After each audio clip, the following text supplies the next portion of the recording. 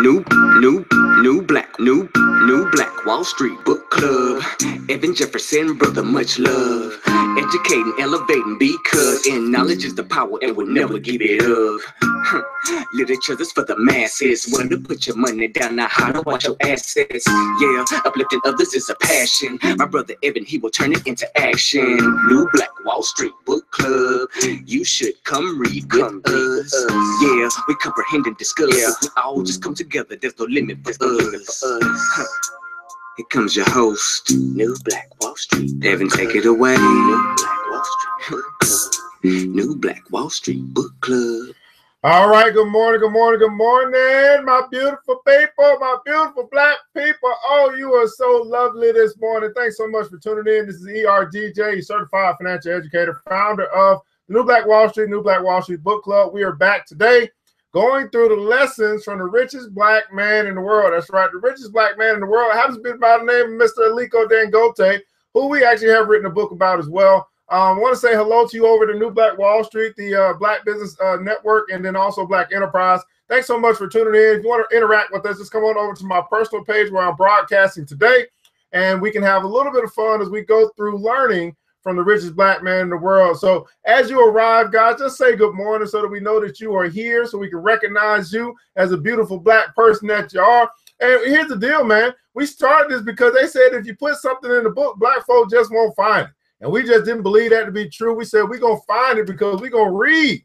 And readers are leaders. The more that you learn, my people, the more that you can earn. Knowledge is the new currency. And what I like for you to do is to empty your wallets to fill your mind so that later you can empty your mind to fill your wallet.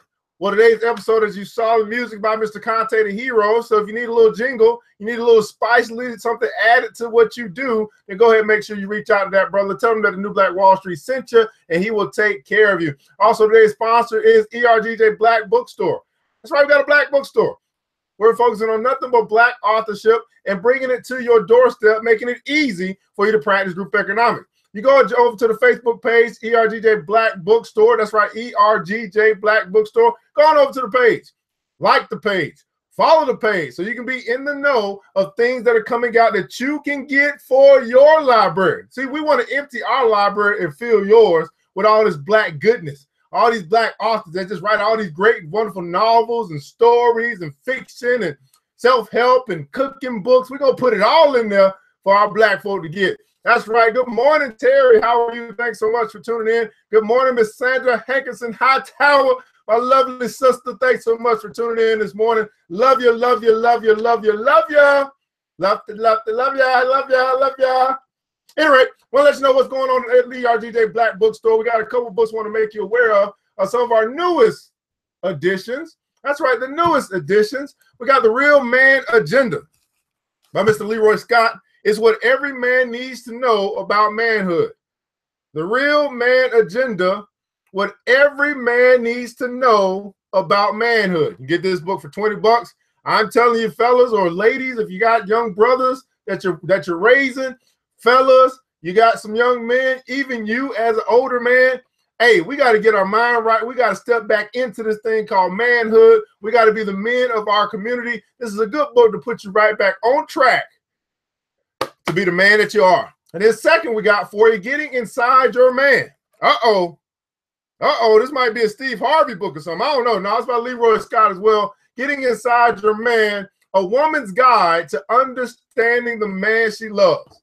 A woman's guide to understanding the man she loves. Now, this sounds like a book that needs to be in He Say, She Say, by the way, because we know that there are some men are from women are from Venus, men are from Mars, women are more emotional, men more logical. We know there's some differences in just how we're wired. But women, if you want to get a good insight into the man that you love, go and pick this book up. $20.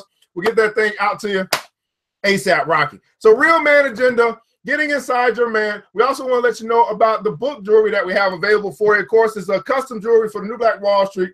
You can get your African Pride bookmark.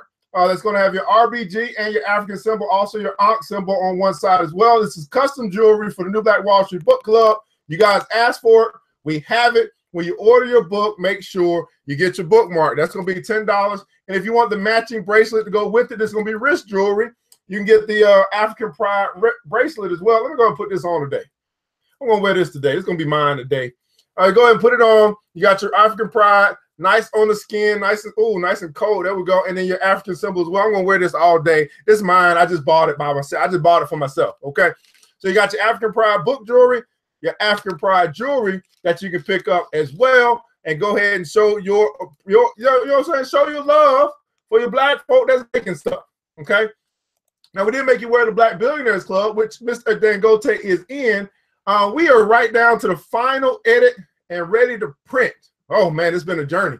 The Black Billionaires Club, the book that I wrote, it goes through out of the 2,000 billionaires in the world. Today, the 12 of them are black. I like to call them the Black Dozen. The Black Dozen, what we wrote about, and we talked about how they built their wealth. And we believe that if you want to be rich, you want to be wealthy, that you should study wealthy people. I mean, it's important, I think, for us to know their story, at the very least. Whether you agree with whatever, I mean, they are billionaires, and we might want to learn how they got that way. So we might want to read their story and try to extract some wisdom from what they've been through as black folk.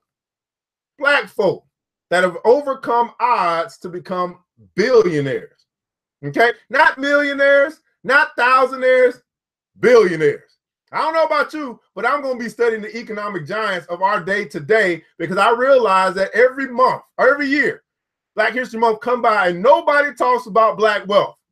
Well, we got a book that we can put in the Black History Month and say, hey, it's not history, it's current, it's present day. Let's talk about what's going on now. We'll also reflect on what's happened in the past, but we are making history right now. You go over to theblackbillionairesclub.com. It is ready to, almost ready to print. And I don't know we're going to make July 4th. I mean, I'm praying that we get this thing done today and we get that thing out and printed 48 hours to it. Woo, it's going to be close. It's going to be close. But next week should be the release date, even if we're a little behind. I'll send out a message today, let you know we might be a day or two, because the holiday, they don't deliver. I think the post office might be closed on Tuesday. That's the reason why I'm saying I don't know if I'm going to be able to have that thing out on Tuesday. But that's the goal, and I'm pushing. I am pushing hard. I'm getting pissed at a lot of people, but I'm pushing nonetheless. www.theblackbillionairesclub.com, theblackbillionairesclub.com. But nonetheless, good morning to everyone. Hey, if you are watching right now and you have not said good morning, shame on you. Where's your Facebook courtesy? Where's your, you know what I'm saying? Like, we got to start just, good morning, my beautiful people. Good morning, black folk. Just say good morning. Is it that hard? Are you that miserable this morning that you can't say good morning to your brothers and sisters that woke up with you? Good morning. It's just that easy. It's just that simple. Put a smile on your face. I'm black and I'm proud. Thank God it's Thursday. I'm so glad to be alive. I don't know about you. I could be dead right now, but I'm glad to be alive. Good morning. All right, guys, lesson for the richest black man in the world. Dangote's 10 commandments on money. We're going to pick up in number 8, or commandment number 8, where he says, believe in Nigeria. And I'm saying, I'm going to paraphrase that. And I'm going to say, believe in black folk. Everybody put that in the comments below. Believe in black folk. Believe in black folk. Now we missed yesterday because I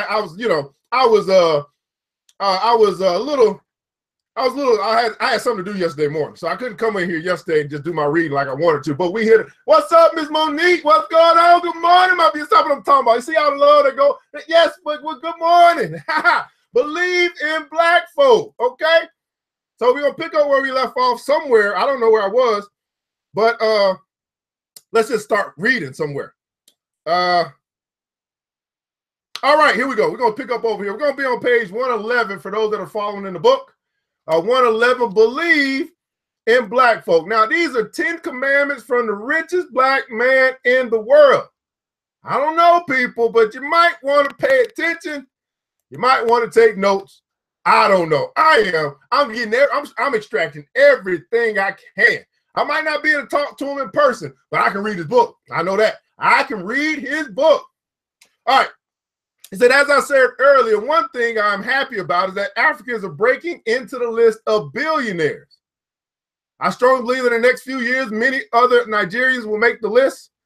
I'm confident that in the years to come, Nigeria alone will boast of 100 billionaires. Then if the billionaires are asked to stand on the road, I will look at my right and say, Omabawa.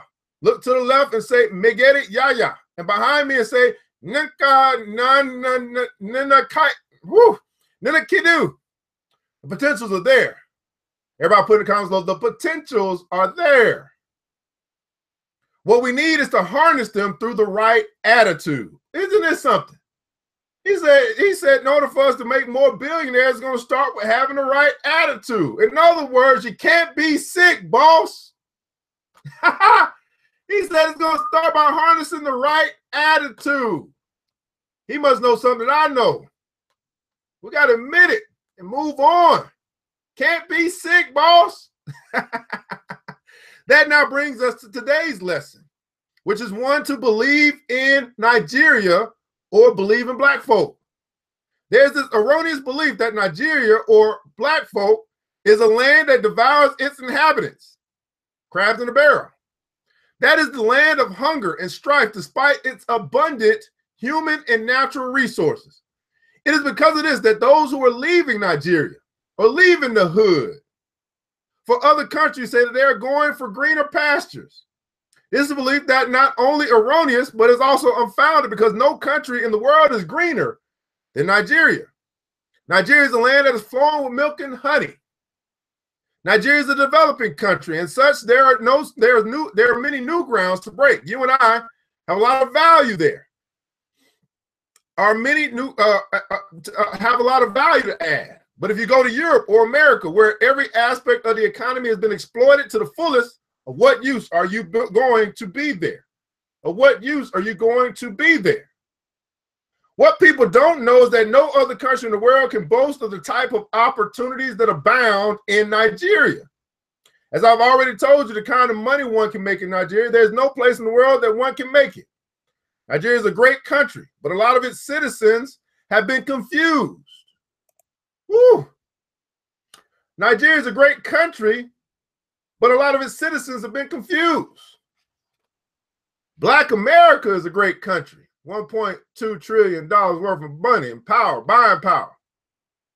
But a lot of its citizens have been confused. A lot of black folk have been confused. A lot of black folk need to man up. We sick, boss. That's what it say to me. Did y'all? Okay, it's not. That's what I read. I know it ain't literally right there, but that's what I see. Nigeria is a great country, but a lot of its citizens have been confused or made to believe. Conditioned, social engineering, propaganda, programming have been made to believe that it is a good for nothing nation. Black folk have been made to believe that they're good for nothing people. Think about that. We sick, boss. Black folk have been made to believe that they're good for nothing.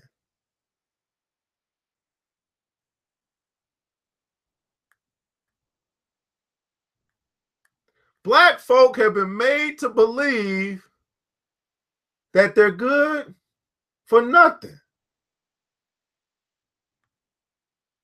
See, we can literally just sit there for a minute and think about all of the situations, the conditions, the circumstances where black folk are sitting around believing that they're good for nothing. We can sit around and we can ponder about those that are in a community who right now have some mental sicknesses and illnesses. They're contemplating suicide. They're contemplating ending their life because they've been made to believe that they're good for nothing. All this TV, all this radio, this whole society, it's programmed black folk, socially engineered black folk, propagandized to black folk to make them believe that they're good for nothing. As you well know, in mathematics, if good is multiplied by bad, the results would be bad.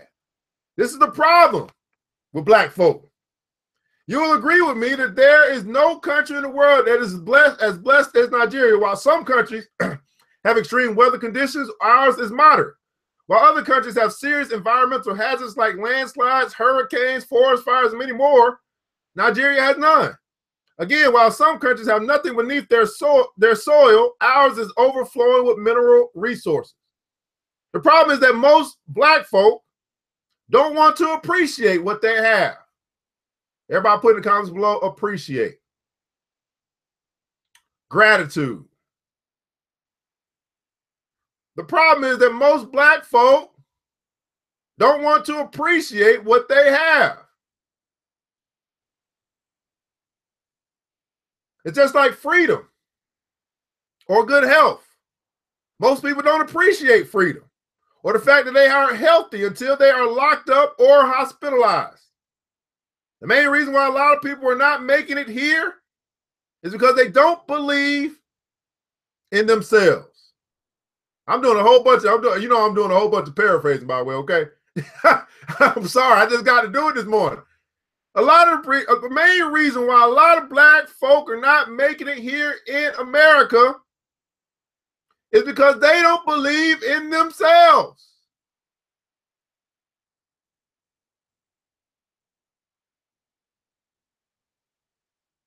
They don't have confidence in themselves.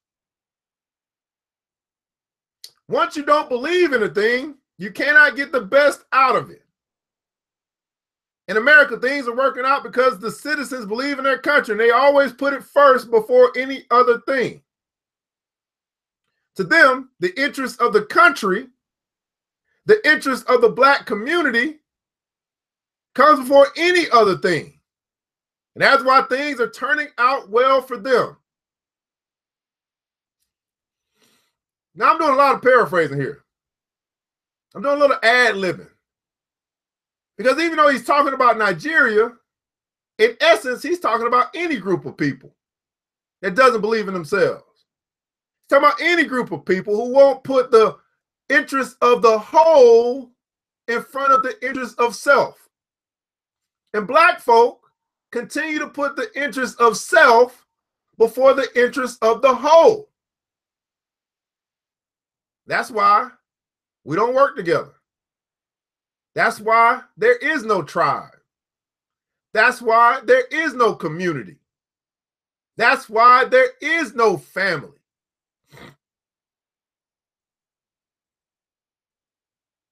Pride and ego are the biggest destroyers of collaboration.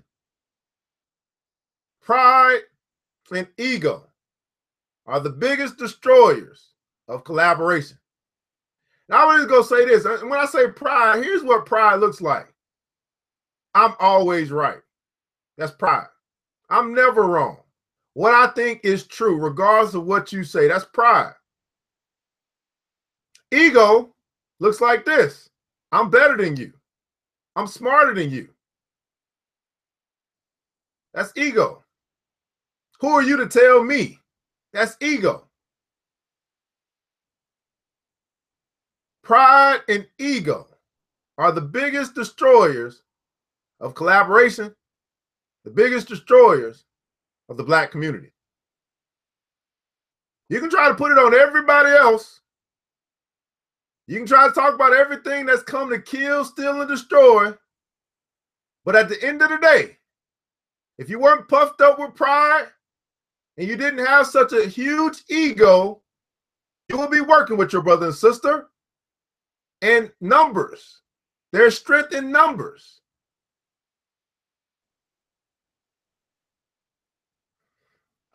He paused to see if I was following, and at the interlude, my mind flashed back to an experience which has made me to believe strongly in the power of belief. Good morning, Miss Alexander. One day during our school holidays, I had gone to the village to see my grandmother, who should be in her late 70s. When I got to our family house, I saw her sitting at the balcony. I greeted her and then answered all the questions that people in the village usually put to those coming from the city. And I went inside and began to inspect the rooms, which looked dusty and abandoned because her husband had died many years ago, while my father, who was the only surviving son, and we, her grandchildren, were living in Lagos. She was living in the house with the little girl who ran errands for her. On getting to her bedroom, I instinctively walked to the bed and lifted the pillow. There lay a copy of an old novel, Pride and Prejudice, which my father must have read in the school days in the 1950s. The cover of the book was torn. As I was holding the pillow and staring at the novel, I heard my grandmother enter the bedroom. I turned and asked her what the novel was doing under her pillow. She told me that she had been having bad dreams. Because of that, she put a copy of the Bible under her pillow, adding that since then the bad dreams had stopped. I quietly put back the pillow and left the room. What I'm trying to explain is that when my grandmother was having nightmares, because she did not know how to read and write, she had picked a novel and believed that it was the Bible and put it under her bed. And when she did, the nightmares stopped. You would agree with me that what made the nightmares to stop was not the novel that she kept under her pillow, but the strong belief she had the strong belief that she had the Bible, that the Bible had the power to stop nightmares. When she told me why she kept the Bible under her pillow, I quietly put back the pillow and left without any comment.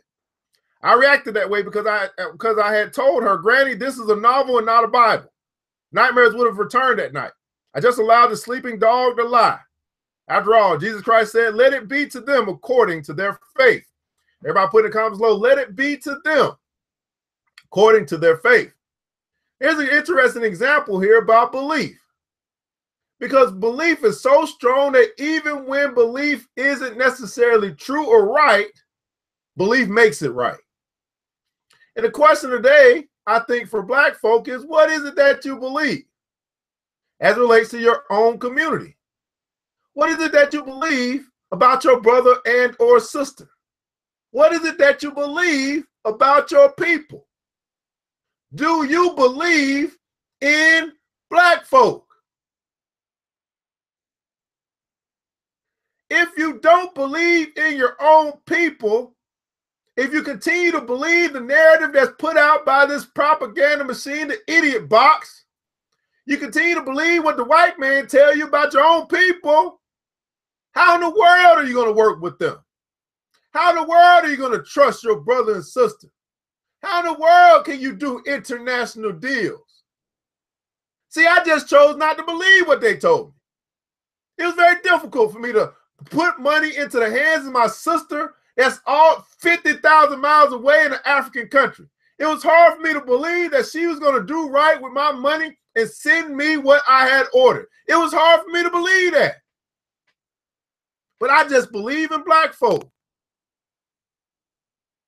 See, I'd rather give them a chance to disprove me than to believe before I give them a chance or to disbelieve. What is it that you believe about your own people? Do you believe the story? His story? His whitewashed story? Everything that's in the book makes him look good and makes you look bad, but you believe that.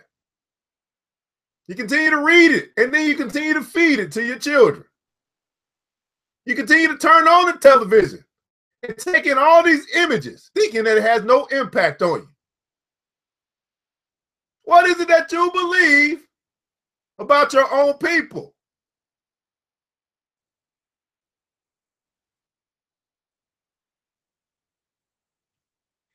I know that a good number of Nigerians don't believe in Nigeria. I know a good number of Black folk don't believe in Black folk for one reason or the other. But the question is, how do we make them believe? I asked my teacher. That's a good question, he replied. To believe in one's country is not by force.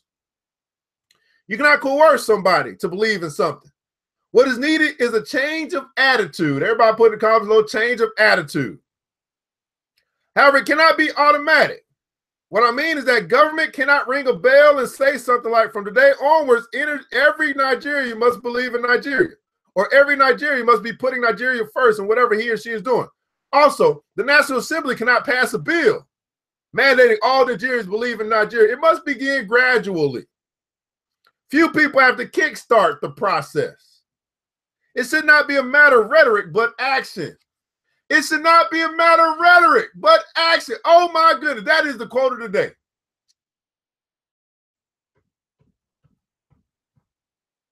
It's not about what you talk about, people.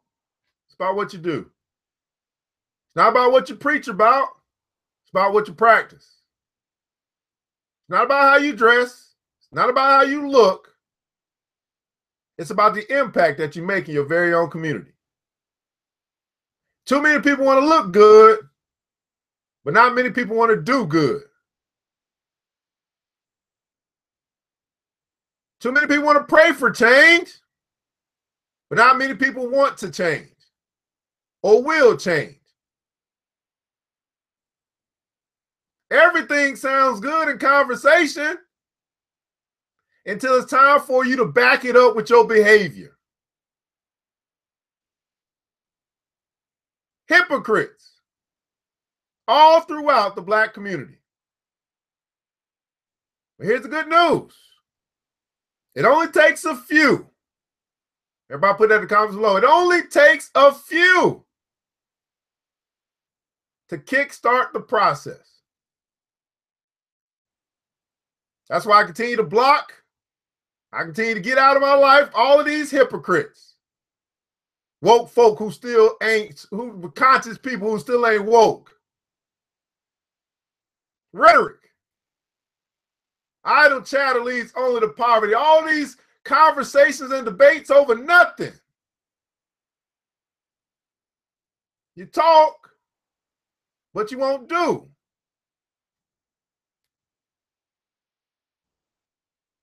You're reactive, not proactive. You wait on something to stimulate you to change instead of you wanting to change every day of your life. It only takes a few to kickstart the process. It should not be a matter of rhetoric, but action.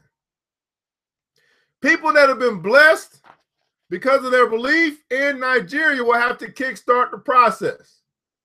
People that have been blessed because of their belief in Black folk will have to kickstart the process. I want to know, because I believe that I attract to myself who I am. In the comments below, if you are a Kickstarter, if you're a person that believes in Black folks and you believe you've been called to kickstart this process, go ahead and put in the comments below Kickstart. We know we got a program or a campaign called Kickstarter, but I want to know who I might be talking to today that believes in Black folk and believe that they've been called as one of the few to kickstart the process. You don't need a celebrity. You don't need a preacher.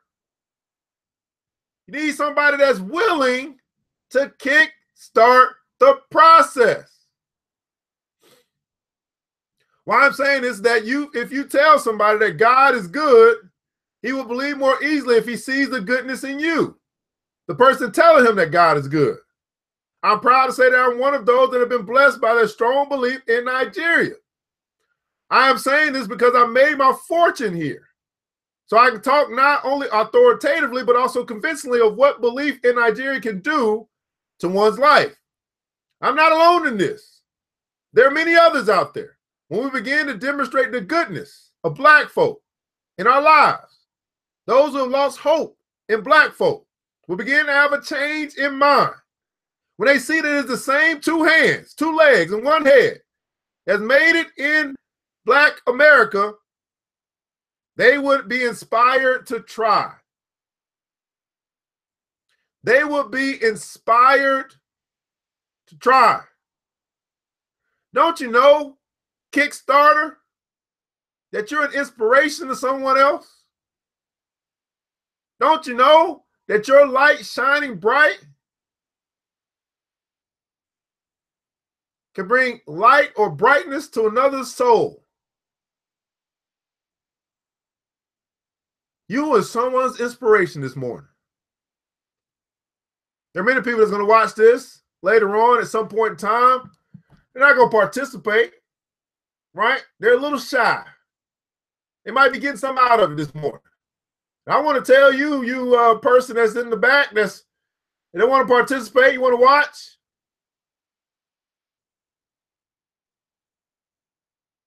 that we hope that we inspire you to try. All these Kickstarters here, all these people who believe in black folk. Don't be the person that goes out and talks about how bad things are in the community. Be the person that looks for the positive and highlights that. Here's what's going good. Here's what's going on. Here's the people that's making a difference. Here's the organizations that are really doing something. So you got to make it. You got to make it. It's got to be intentional. It's easy. That's what I'm saying. It's so easy. I found this to be true. When we say that it takes 15 years to build a reputation, only 15 minutes to ruin one. The reason why is because it's so easy to spot negative in your life. It's so easy to spot something that's not going right. It's so easy to spot something someone is not doing the right thing or what you expect for them to do. But how often do you go out of your way to highlight all of the good stuff that's going on in your personal life, all the good things that are happening in your community, all of the good people who go out day in and day out make a difference? We take those people for granted, but we highlight the people that are doing the worst. We take the good for granted and we highlight the bad. I really want you to think about this concept of highlighting the bad. And the reason why we do it, because that's what's sexy. That's what's hot. That's what gets people attention. If you put something like this out into the universe, only 8 people gonna watch. But if you put a fight out there, over 800 people gonna watch. We are conditioned to appreciate negativity. We are conditioned to like dysfunction. We are conditioned to watch it every night on TV. And we wonder why we sick, boss.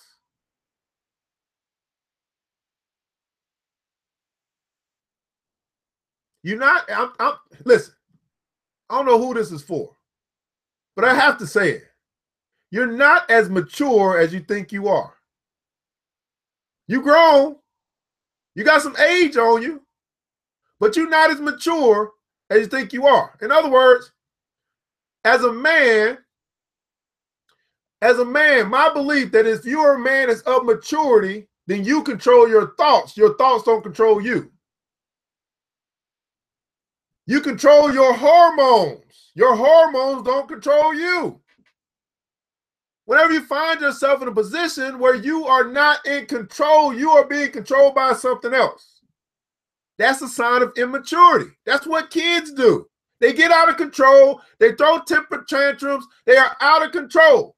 And you're just a grown child who is still out of control.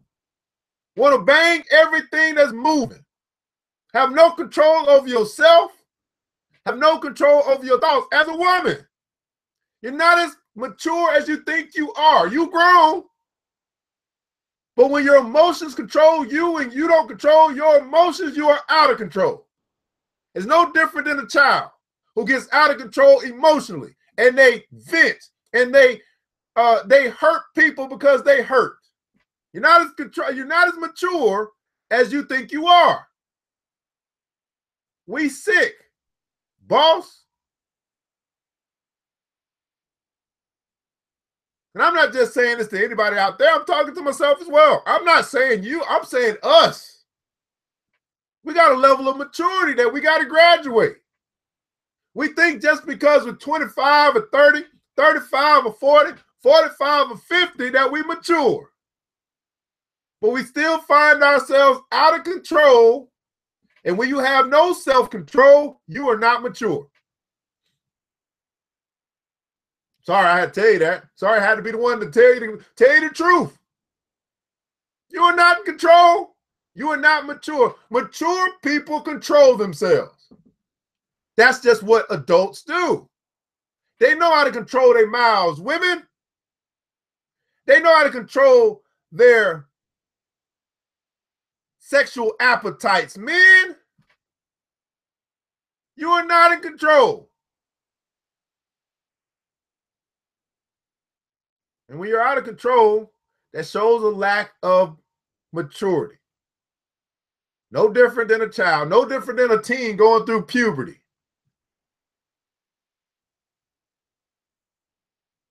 I don't know why we talking about this morning. I don't know where we got there, but we got there. All right. So, would be inspired to try. His phone rang, and that gave me time to reflect on what he had been saying. I remember reading the history of England in the 18th century. The count had it that it was an offense not to go to church on Sunday in England at the time. People who refused to go to church on Sundays were taxed. And in order to escape being taxed every Sunday, people ran to the church and stayed to the end of the service. That's exactly what happens when the state wants to coerce its citizens into mandatory national rebirth, national consciousness, or national reorientation. Such coercion, however, hardly achieves the desired results because man by nature is a free agent. You can hardly coerce him into permanently doing what he does not believe in. With state machinery, you can only capture the body, but certainly not the mind. And when the instrument of state relaxes, he goes back to what he believes. That is the main reason why all the armed revolutions in history have ended in disappointment in the long run. The revolution that can stand the test of time is the revolution of the mind. But it has to be freely given and freely accepted. Listen, the Black economic revolution, the only way that it's going to stand the test of time is it must be a revolution of the mind. And this is why I continue to teach and preach, and prior to the day that I die, wealth begins in the mind. You must be wealthy in your mind long before you're wealthy in your wallet. And too many of you guys are too dependent on debt to actually be free financially because you believe you have to have debt in order to be free. And that makes absolutely no sense to a man who understands true freedom. You want to be in bondage in order to get free. That makes no sense. But yet you've been conditioned to believe that you must rely on debt to free yourself. The Bible doesn't teach that. No religious book teaches that. But you teach yourself to believe what you want to believe and read scripture the way you want to read scripture, and you believe in debt. Student loan, debt. Credit card, debt. You call it leverage. You call it other people's money. But when you got other people's money, you got to pay other people back. You believe in charity. You believe in getting stuff for free when you got it to pay for it.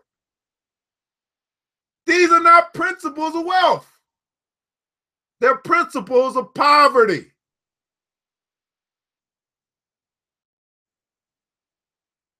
It's called a poverty mindset. Now, I don't know about you, but I'm trying to tell you people that financial freedom, that is the revolution. Once you get free financially, you start knocking out all the other doors. Listen what I'm telling you. It's your bondage financially that causes people to kill themselves, causes people to suicide, causes people mental stress, causes people to have all this stuff going on with their health because their wealth is jacked up. Stressed out because of money, getting divorced because of money. Financial freedom is the revolution.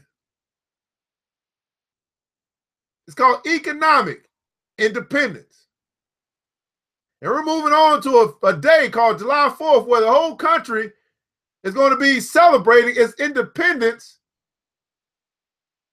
of another country. Its independence, its freedom from slavery and from bondage. And I'm trying to tell you, black folk, poor folk, whoever watching right now, financial freedom is the revolution. And you got to finance your own way to freedom. I don't know why I'm talking about this morning. Where does this come from? The revolution can stand the test of time is the revolution of the mind, but it has to be freely given and freely accepted. Therefore, what my teacher suggests is the best way of making Nigerians believe in their country. The best way to make black folk believe in black folk. The best way to make white folk believe in white folk.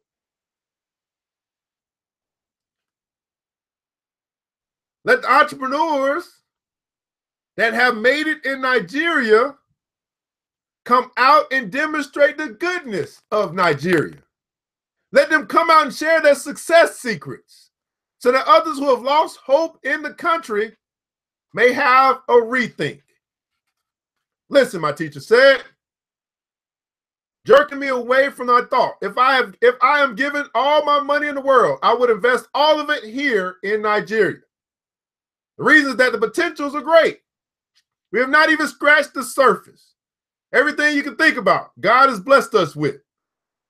As I said earlier, you don't have any natural disaster. No hurricane or landslide will consume your investment. Any structure you put in the ground will be there to the end of time. The climate is also in our favor. Not much rain or sun, just moderate. Countries with crude oil are celebrating and thanking their God, but here in Nigeria, our crude oil potential is nothing compared with our gas potential, which we are yet to seriously begin to explore. If we go into full exploration of gas, the revenue would by far be bigger than that we are getting from crude oil. Apart from gas, we also have solid minerals. With the right investment in solid minerals, it can overtake the revenue from crude oil. Therefore, those who are saying that once the oil dries up, Nigeria is finished, don't know how blessed Nigeria is. Crude oil is just a very small portion of the blessing that God gave to Nigeria. As he was talking, I began to notice the excitement all over him. It seemed as if he had fallen into a trance. His eyes were gleaming. As I was looking at him, I began to see in my mind's eye the picture of Martin Luther King Jr. in Madison Garden in 1968 when he was talking about his dreams for the blacks in America, a dream which was realized 40 years after when Barack Obama became the first black president of the United States of America. My teacher was pouring out his belief in great potentials of Nigeria. The belief was so strong that it permeated both his conscious and subconscious, thus coming out almost unconsciously anytime he opened his mouth. What we're talking about here is having a belief so strong in whatever you believe in, because I don't know what you believe in, right? You gotta figure out what you believe. You know what you believe in. But it's so strong that every time you open your mouth, it comes out. And I've talked about this yesterday, about passion, how to turn your passion into profit.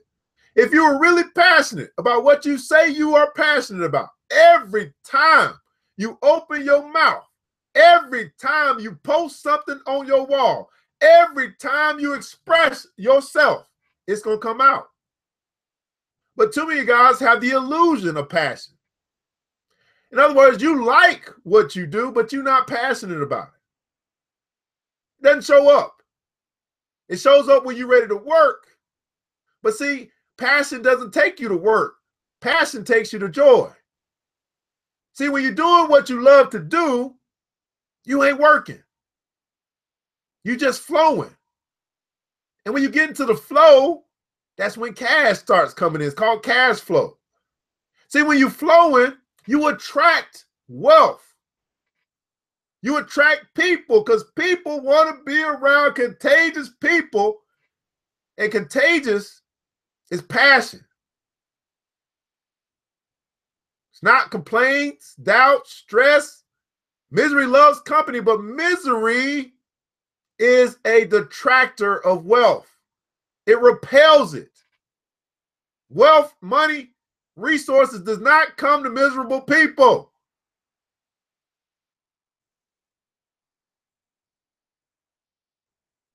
Got to be flowing in your passion. You got to find out as soon as possible. What is it that you're really passionate about? Too many guys are trying, and I get it. You're trying everything. You're trying to find it. I get it. You are really looking. I'm not saying that you're not. But what I'm saying to you today, this morning, mark my words. The reason why you haven't found it, even though you are looking for it, is because you are looking outside of yourself instead of within yourself. You're not going to find it outside. You're not going to find what you're passionate about on the corner, at the mailbox. You're not going to find it there. You're going to find it on the inside. But if you won't make any time to meditate, you won't make any time to pray, you won't make any time to get by yourself, you have a hard time being by yourself because you don't love yourself. But until you love yourself, you won't find your passion. Okay, I'm just going to tell you straight up. I know that's hard to hear, but until you love yourself, in other words, you love being you and by yourself when nobody else is around. You don't need company.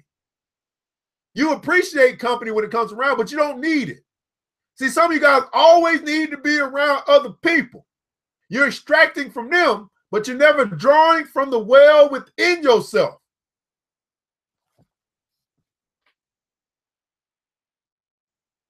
Think about it. How many different things are you attached to right now? Right? Now, I know you see me, you're like, well, Evan, you attached to, yes, I am attached to a lot. So I got 15 streams of income, but all those streams of income came from my passion.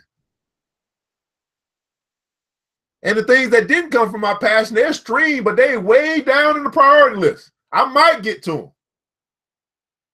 You don't see me driving for Uber no more. That's not something I'm passionate about. That's something I did because I had to do it. It's still a stream, but I never even tap into that stream.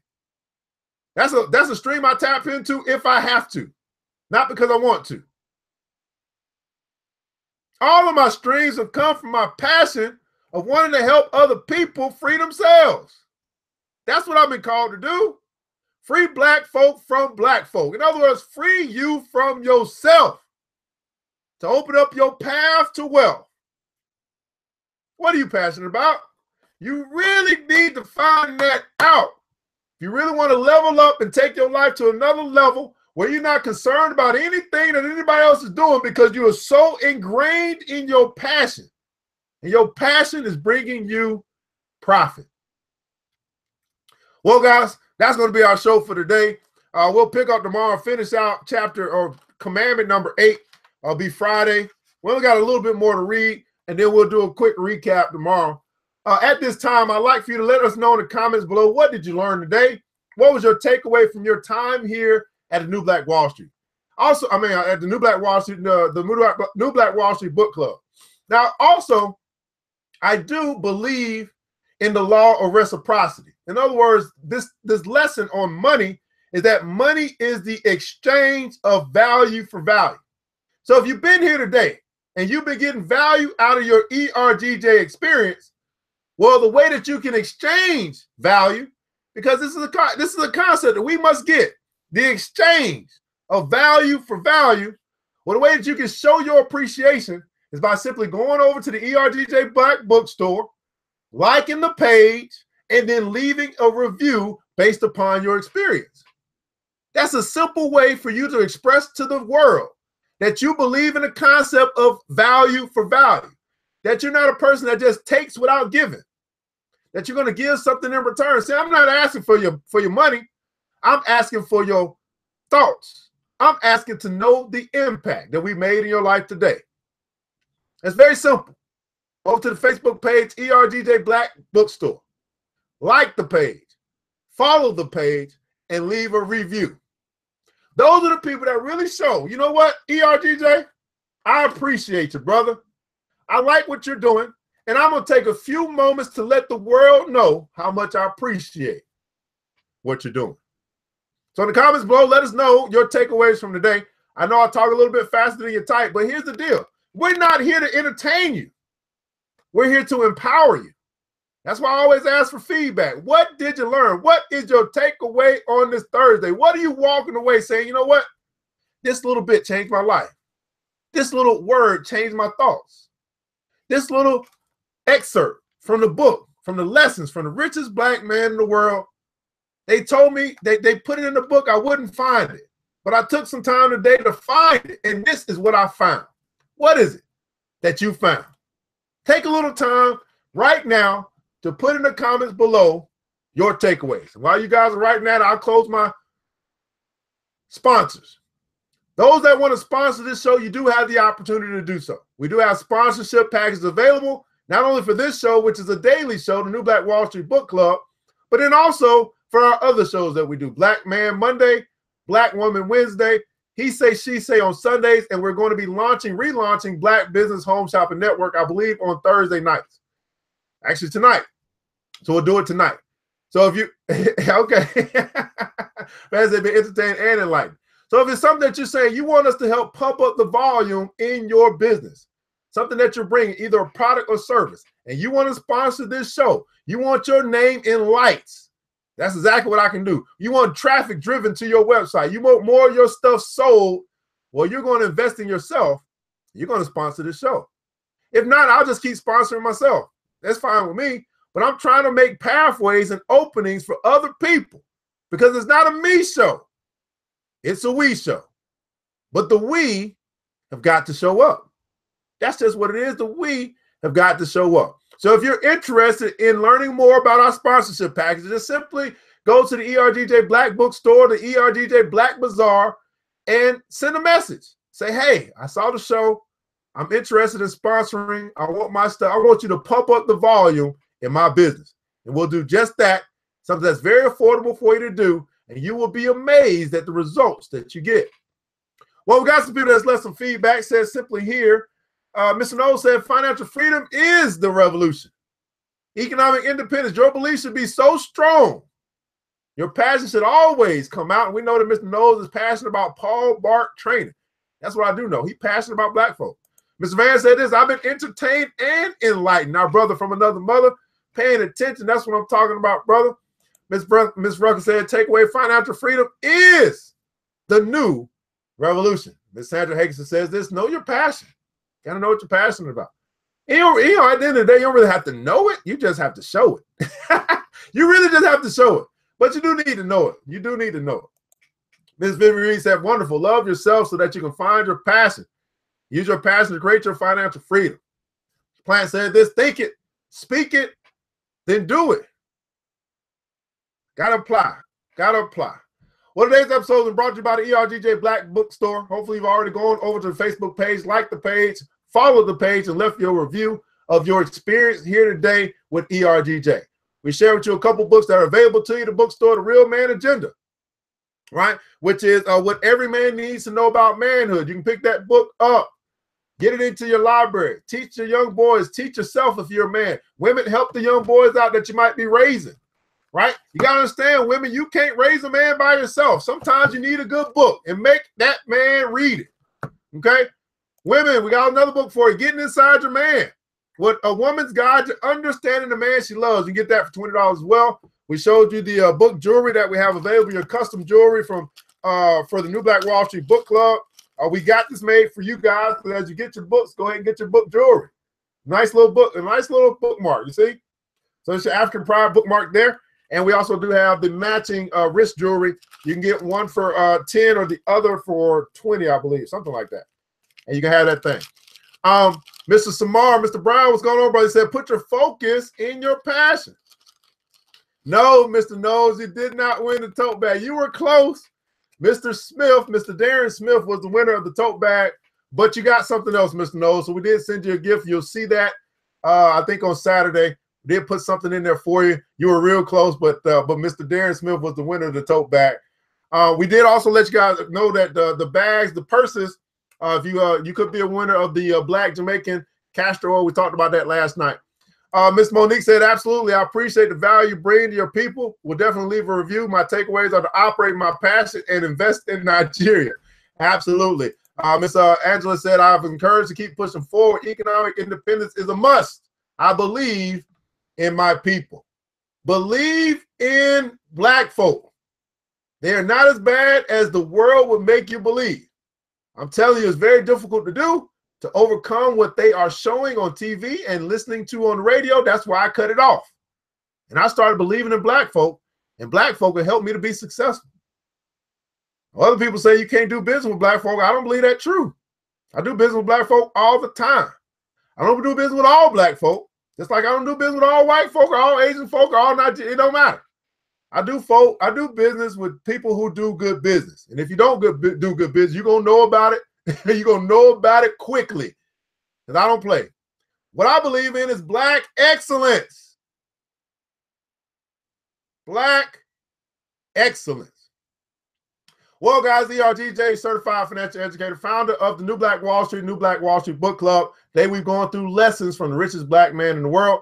We'll return tomorrow to finish up commandment number 8 and hopefully do a quick recap over the whole book that we've read through so far. So make sure that you bring your thoughts about what we've read, from whether you've been here from day 1 or day 20. It don't matter. You bring your takeaways. You bring what you believe this book. You bring a review, okay, of whatever you've experienced. You bring that tomorrow so we can pump up the volume for this book. Now, I don't have this book. I wish I had this in my bookstore. I'm gonna work on it, but nonetheless, I think this is a book that every black person need to read. Why not? It's good stuff. Hey guys, I want you to remember this, that it takes a village. It starts with us. Let's build black wealth together. Have a terrific Thursday. Talk to you soon. It's the New Black Wall Street Book Club.